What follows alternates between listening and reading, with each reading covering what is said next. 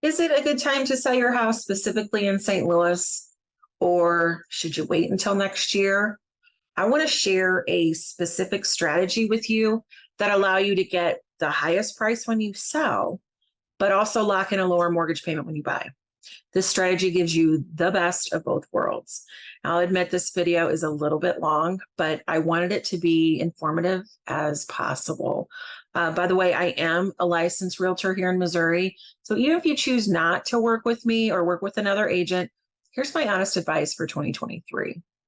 All right, let's get started. This might be a surprise to a lot of people, but based on recent sales data, here's the truth about selling your home in 2023. I've narrowed it down to the 3 things you need to know before listing your home for sale. And I'll be honest, the first is bad news, but the second 2 are good news.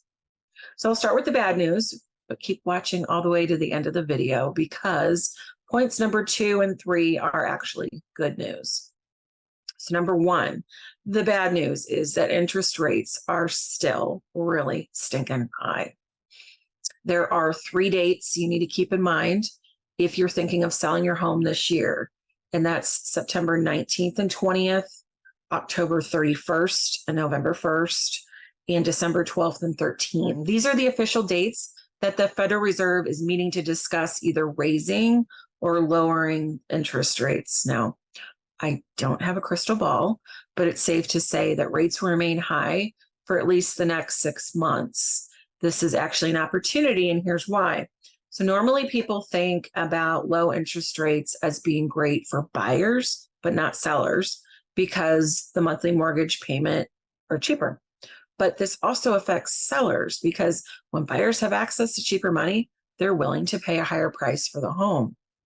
So this, in a nutshell, is what happened in 2021.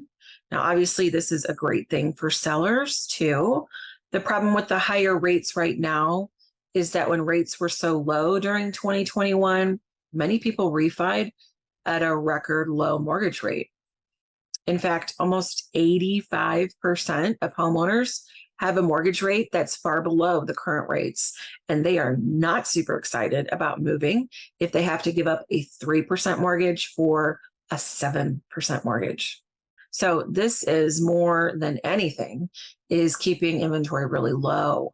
The buyers wanting to buy in St. Louis right now, there's just not many homes to look at, but this is true everywhere, not just here in St. Louis.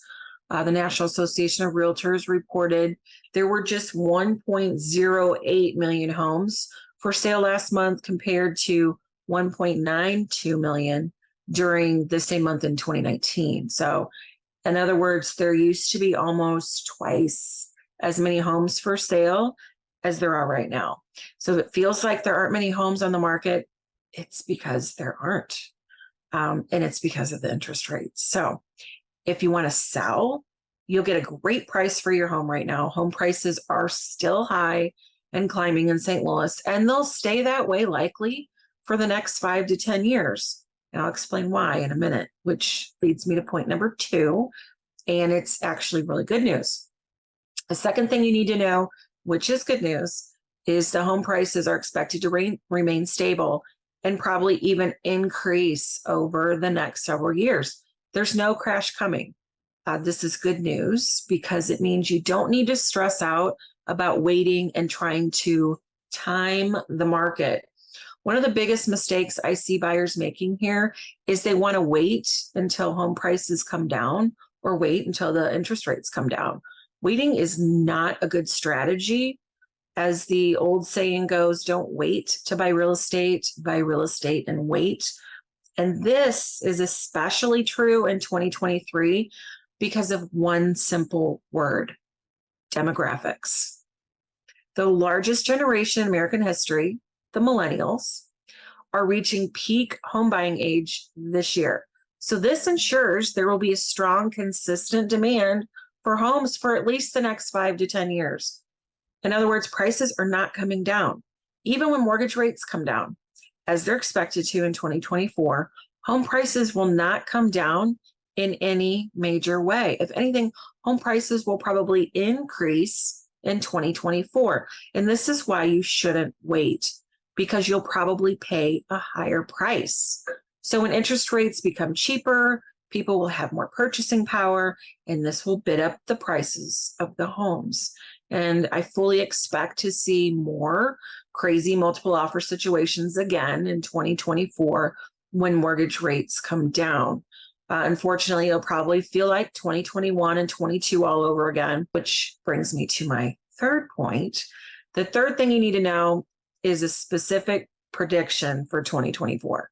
Interest rates will come down, but competition will go up even more for homes. This means that it could be harder to buy a house next year than it is this year. Even though the rates could be lower, this is because there will be more competition next year. We're already seeing this priced into the adjustable rate mortgage market. Usually you get a better deal in the short term on adjustable rate mortgages, but that's not really true right now.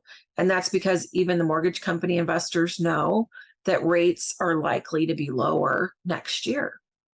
So this is why this specific strategy I'm recommending is to buy or sell your home this year, lock in today's home prices, then simply wait until next year to refinance the mortgage at a lower rate. This gives you the best of both worlds. You can lock in today's home prices before they continue to increase next year. And when interest rates drop, you can refi into a lower rate. Let me know if you have any questions. My cell is 314-920-0205.